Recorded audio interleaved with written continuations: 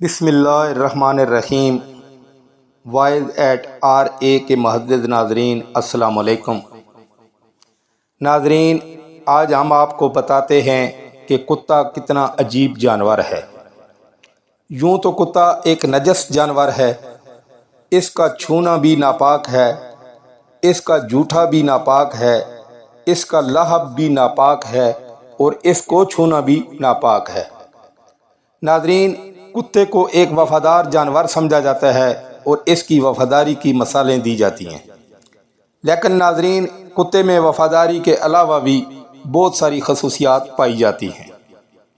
قرآن کریم نے اصحاب کہف کے کتے کا نام لے کر اس جانور کی تعریف کی ہے، اور حضرت علی کرم اللہ وجہ الکریم نے لوگوں کو کتے کی 10 خصوصیات کی طرف اشارہ کیا ہے۔ ناظرین، ان اعلیٰ خصوصیات کے باوجود کتے کو پلید جانور سمجھا جاتا ہے۔ ناظرین، کتے کے اندر پائی جانے والی 10 صفات، یہ ہے ہمارا آج کا موضوع۔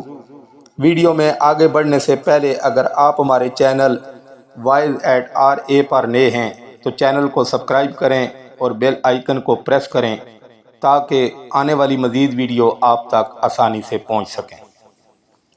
ناظرین، حیوان اپنے مالک کا زیادہ وفادار ہوتا ہے، جبکہ انسان اپنے پروردگار کا اتنا وفادار نہیں ہوتا۔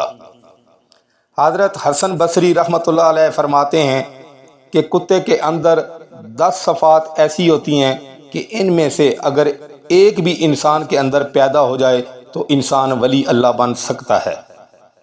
نمبر 1، کتے کے اندر قناعت ہوتی ہے، جو مل جائے اس پر قناعت کر لیتا ہے۔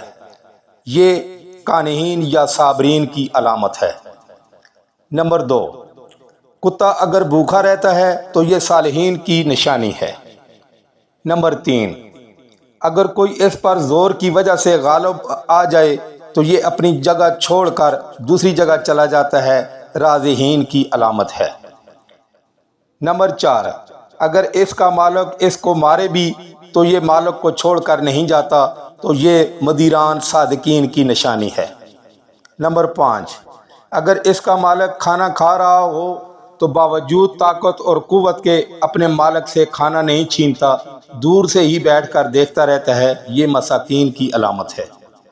نمبر 6، جب مالک اپنے گھر میں ہو تو یہ دور جوتے کے پاس بیٹھ جاتا ہے، ادنی جگہ پہ راضی ہو جاتا ہے، یہ متواضعین کی علامت ہے۔